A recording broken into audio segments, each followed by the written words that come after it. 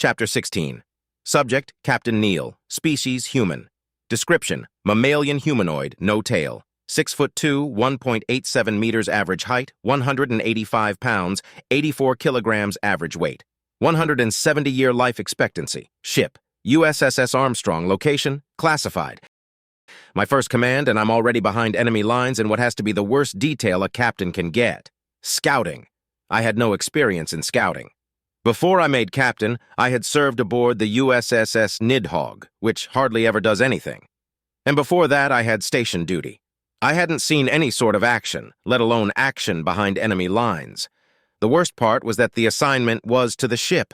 I got dragged along for the ride because someone in charge decided it would be funny to have Captain Neal command the USS Armstrong. Thanks to our last name, everyone in our family was familiar with the first man on the moon. When I had first got the orders, I cringed when I saw the ship's name. Thankfully, the crew is competent, and the Armstrong is rigged for the job. We have several types of sensors that allow us to get a fairly detailed view on a system without having to be anywhere near it. Our orders are to exit warp in dark space, scan a system, and move on unless we see something that requires further investigation. We've effectively censused 18 systems in the 2 days we've been at it. The stress of the assignment had begun to get to me.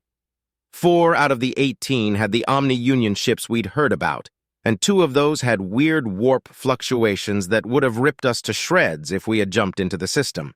Thankfully, we were far enough away that they didn't detect us, or if they did, they decided not to do anything about it.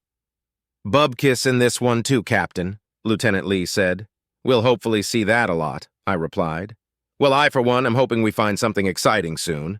Lee grinned at me. I grabbed the bridge of my nose to demonstrate my exasperation. "Lieutenant Lee, our task is to map out the enemy territory to the best of our ability. It's not to go sightseeing. If we see something interesting, that's probably going to be a bad thing." "Yes, sir," she replied in a playfully dejected way. I knew that Lee knew why we were out here and how important the mission was. I also knew that Lee could tell how stressed I was about being able to perform said mission, which is why she was being playful. If she could tell, so could other members of the bridge crew. Her playful banter was a way of cheering me up and warning me that my mask of authority was slipping. I double-checked the findings and saw nothing. "Bubkiss it is," I said. "All right, on to the next system." I watched the slight increase in activity amongst my crew as they prepared the warp. Omega had given us specific systems to check based on the incoming trajectory of the fleet that had attacked Sol, so there weren't a lot of calculations to do. I didn't really know what to think of Omega. I was fairly familiar with him because he interacts with the Nidhogg a lot. Every time we had a conversation, he had appeared as a grim reaper, a very old personification of mortality. Honestly, it was in bad taste. He doesn't have a body, and as far as I know, he can't die. It almost seemed like a taunt, but I got the feeling that he just thought it was cool. Or maybe it's symbolism, because he was designed to take out the other AI when they went rogue. I guess it could be because he's their personification of death. Still, he probably just does it because he thinks it looks cool. A slight lurch from the ship as we exited warp at our destination brought me back to reality. I watched as our scanners examined the system in question. 4 planets, a yellow sun, and a bunch of wreckage. Several debris fields worth. One of the planets was in the habitable zone and appeared as if it had vegetation. I took another look at the debris fields. "What the hell?" I asked no one in particular. "Sir," began Lieutenant Junior Grade Flowers, "we have several debris fields and a planet that has signs of civilization. We've also got warp fluctuations, but they're weird." "Weird how?" "There are a bunch of them, as if there are a lot of different sources," he responded. 18, no, 19 total." "Well, that would suggest that the enemy is amassing here," I said as I sat forward. Lee looked at me. "No enemy contacts. No ships at all except for the broken-up ones in the debris fields. I think we're looking at the remnants of a fight." I looked back at the readings. She was right. There wasn't a single functioning ship in the space of this system. There weren't even any signs of functional satellites or stations. For a moment, I wondered about cloaking technology. But then I thought better of it. We've got every type of scanner. You can do a lot of things to look invisible to a lot of different scanners, but you can't do all of them at once. We've tried. It was Flower's turn to look at me. "Sir, I suggest we get a closer look. I can't quite pinpoint what is causing the warp fluctuations. If we could get scans of it, it could prove invaluable. Plus, we've been told to try to get detailed scans of any inhabited planets we come across, just in case it's their homeworld. If they even have one." I frowned slightly. "Take us in as far as we need to go. Don't answer any hails and stay away from the debris fields. I've heard they might have nasty surprises." Lee had received the same briefing I had and grimaced. "Nuclear and antimatter mines were nasty. Our shields should be able to withstand a few, but any more than that and we would be dead. There would be no rescue. Our calls for aid would take a long time to reach U.S. space, and they likely wouldn't be willing to send a team. Whatever situation we reported could have changed drastically, and we're in enemy territory." I looked around and saw the grim faces of a bridge crew who had realized the same thing. We approached the system on thrust. As we got nearer, we could make out that the debris were from multiple ships of multiple types. It looked more and more like Lieutenant Lee was right about there having been a fight. There were also bits of stray ordnance and the traps that we had been warned about. "Sir, I've reconstructed a cruiser, and it matches the OU ship profile," Flowers said. "Good work. Definitely avoid the debris fields," I ordered. I waited and waited as our ship grew closer and closer. I watched as we first entered the warp fluctuations, then the system itself. "Okay, that should be close enough, Flowers," I said. "Let's see what we can see and get out of here." We were now close enough to pick up bodies on the sensors. No emissions of any kind. All dead, floating aimlessly in space. I turned my attention to the scans of the planet. We were close enough for a visual, but I wish we weren't. Destruction was everywhere. Buildings were burned out and blown to pieces. Corpses, both organic and robotic, littered the streets. Or rather, what was left of the streets. It had been a long time since the U.S. had performed orbital bombardments, but we had seen them in training. I recognized these scenes as the aftermath. My eyes widened as I realized that it was the same no matter where I looked. Cities, towns, fields, stretches of wilderness. The orbital bombardment had been indiscriminate. The bastards had surrounded the planet and bombed it to oblivion. I zoomed in on part of a city to get a better look at the dead. That was a mistake. The organics were humanoid with tentacles on their faces. Rot had only just begun to set in, confirming that this had happened somewhat recently. Men, women, and children were strewn across the landscape. Most were missing portions of their bodies or were scattered everywhere. I stopped on one that was intact with its eyes open. They were jet black. I wondered if they were like that when they were alive. Then I noticed that the alien I was looking at hadn't died from the orbital bombardment. It was still relatively in one piece, and its wound looked like one from an energy weapon. Lying next to it was what appeared to be a rifle of some sort. I panned over to one of the robots. It was lying face down, and next to it was a different type of rifle. They had been fighting each other? The orbital bombardment must have been preceded by an invasion, but then, where are the winners? I was baffled until a horrible thought occurred to me. Genocide. The bombardment and invasion had been to exterminate, not to conquer. I couldn't help but express my horror with a small sound. I looked up and realized that everyone else was looking at the same thing and coming to the same conclusion. A war of extinction, something that had been avoided at all cost in our history. We had even forgiven the baby eaters the Deluran to avoid having one over our heads. This was the horror we had avoided. How can something live with itself knowing that it's done this? I felt myself involuntarily gag as I realized that my ancestors very nearly did something as atrocious as what I was looking at. I felt an immense shame as I realized that I might be related to something that said yes during the Deluran vote. Even the children? What kind of sick, demented fuckwit would ever think that this was okay, that it was justified? Only comfy, cozy, fat fuck politicians who never bled a day in their life would be okay with this. That and sick fucks who need an entire team of therapists to even hope to be normal. I saved the data. When we got back, I would make sure Omega got this. I'll beg him to never let us do this. I'll give anything to be able to be certain that we never turn into the lowly creatures that would kill children just for the sake of winning a war. I felt a tear roll down my cheek, and a sniff from the bridge crew reminded me where I was. I wiped my tear and looked up. We all know what we're seeing here.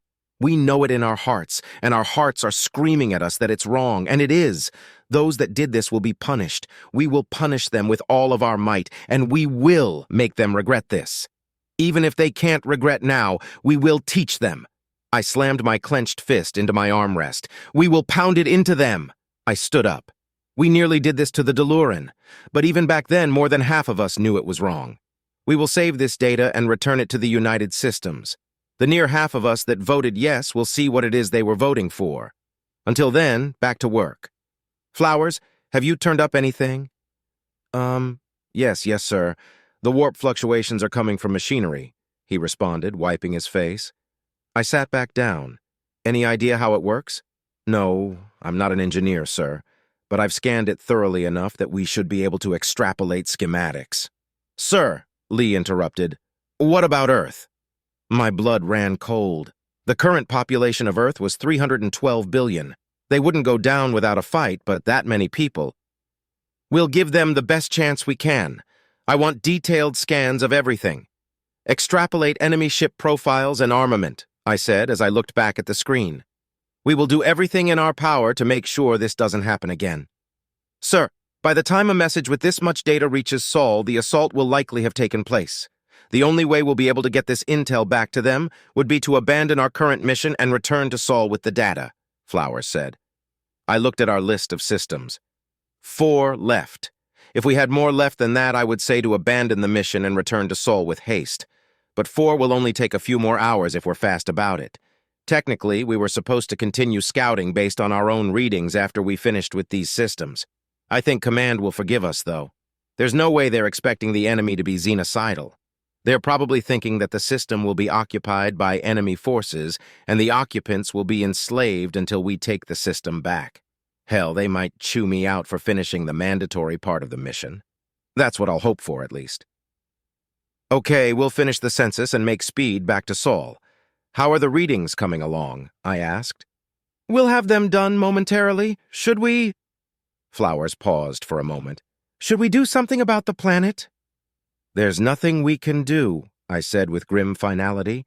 We can't accept any hails, and if we start hailing and the enemy is still down there, we're compromised. If there are any survivors, at least they're on their home planet. Air to breathe and food to eat. There's not much more we can do for them than that. Aye, sir, Flowers said. I turned back to the images of the planet's surface. I had been nervous about fighting the enemy before. Scared, even. Now I can't imagine anything I want more than to eradicate them from our universe. The rage that welled up inside me quickly overtook the sadness and horror I had been feeling. The only thing that pissed me off more than what they'd done was that I couldn't make them suffer for what they'd done. I ran a quick tally simulation on the data from the planet. The estimate came to 32 billion. Damn. Anything over 20 billion is usually a homeworld for a spacefaring species. I silently hoped they had colonies out there somewhere, but doubted it. Humanity hadn't begun extra-system colonization until we had hit around 50 billion people on Earth. By then we had multiple habitats on Mars, Titan, and Luna as well. The Nuknus and the Gaunt had followed a similar path. The Alumare were an outlier because they were insectoid. I double-checked our scans. There were no other signs of habitation in this system. It was extremely unlikely that these people had extra-system colonies, because they didn't even have intersystem colonies. I turned my attention to our extrapolations of their ship schematics. They had been fairly advanced, too. The enemy fleet must have been massive. Captain, we finished the scans of the wreckage. We're good to go, sir, Lee said. Roger, let's move on then. Next system as fast as we can manage, I ordered. The next system contained nothing of note.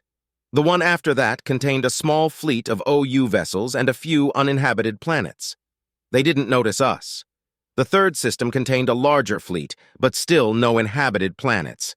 We double-checked to make sure that there weren't any ships that didn't match what we had scanned. There weren't, so we moved on to the fourth and final system. As the ship jostled slightly from the exit of warp, I felt that something was wrong. I don't know if I'd caught a glimpse of the scanners out of the corner of my eye or if it was some sort of sixth sense. Maybe I had felt the tens. Maybe I had felt the tension that suddenly emanated from the crew that was monitoring the sensors. What is it? I asked urgently. Sir, there's an absolutely massive amount of OU ships in this system, and 5 planets with signs of habitation, Flowers said with a hint of fear in his voice. Do they see us? Flowers was silent for a few moments.